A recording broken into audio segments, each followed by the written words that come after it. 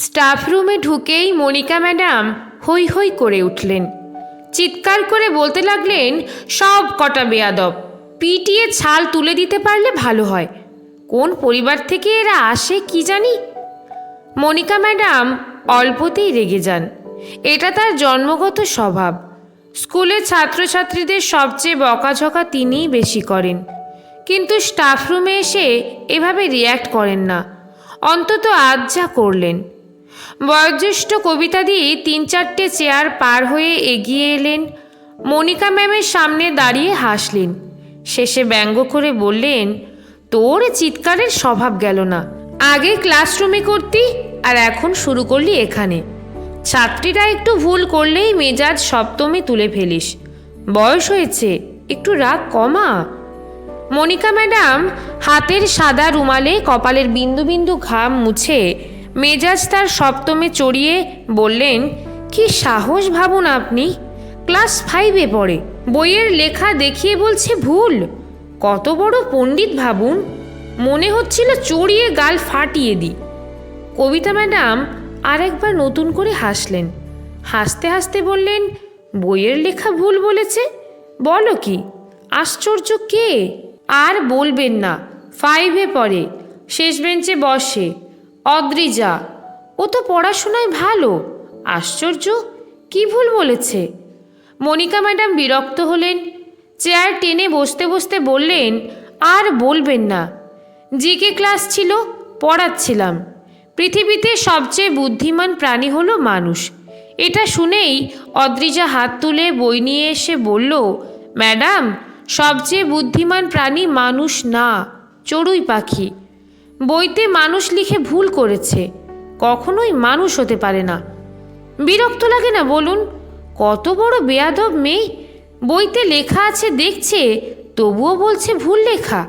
কি করতে ইচ্ছে করে, দিয়েছি গালে ঠাস করে একটা। বিপাশা ম্যাডাম এতক্ষণ চুপ করে বসে ঝিমোচ্ছিলেন। হঠাৎ জেগে উঠে উৎসাহিত হয়ে অনুচ্চস্বরে ফিসফিস করে বললেন, বাবা মার ছাড়াছাড়ি হয়ে গেছে সেই মেয়েটা তো দিদার কাছে থাকে। আরে বাজারের পেছনে, চিনিস না? আরে ওই যে বাচ্চা মেয়েটাকে ফেলে বাবা মা দুজনেই পালিয়েছে। বিপাশা ম্যামের কথায় মনিকা ম্যাম তেমন উৎসাহ দেখালো না, অর্থাৎ এই ঘটনাটা তিনি জানেন। কবিতা ম্যাম সম্ভবত জানতেন না। তিনি চোখ বড় বড় করে বললেন, বলিস কি, জানতাম না তো। বিপাশা ম্যাম উৎসাহ পেয়ে ঝড়ের গতিতে বলল, শুনেছি ওর বাবা অন্য একটা বউ নিয়ে পালিয়েছে, পরে মাটাও গেছে। একেবারে বাজে পরিবার। বাচ্চাটার কথা কেউ ভাবলো না। কিছুদিন হলো সঞ্চিতা ম্যাম এই স্কুলে জয়েন করেছেন। মালদার রতুয়া থেকে সদ্য ট্রান্সফার নিয়ে এসেছেন। ঘটনার বিন্দু বিসর্গ তিনি জানতেন না। স্টাফ রুমে আলোচনার সমস্ত মনোযোগ দিয়ে শুনলেন। তারপর টিফিন বেলায় মেয়েটিকে খুঁজতে বেরোলেন। 5C সেকশনে এসে দেখলেন একটি মেয়ে ফ্যান অফ করে এক মনে অঙ্ক করছে। ঘরের লাইট দুটোও বন্ধ। ধীরে ধীরে সঞ্চিতা ম্যাম মেয়েটির কাছে এলেন, পাশে বসলেন। তারপর হেসে বললেন, কিরে, গরম লাগছে না? লাইট ফ্যান অফ করে রেখেছিস কেন? অদ্রিজা অঙ্ক বন্ধ করে উঠে দাঁড়ালো। দাঁড়িয়ে দাঁড়িয়ে হেসে বলল, ঘরে তো আমি একাই আছি ম্যাম, সবাই আসুক চালিয়ে দেব, শুধু শুধু কারেন্ট পুড়িয়ে লাভ নেই। ম্যাম অদ্রিজাকে বসতে বললেন, তবুও অদ্রিজা বসল না, দাঁড়িয়েই রইল। মেয়েটির কথায় ম্যাম অবাক হলেন। মেয়েটিকে ভালো করে দেখে একটু থেমে তিনি বললেন, তুমি নাকি ম্যামকে বলেছ বইতে ভুল লেখা আছে?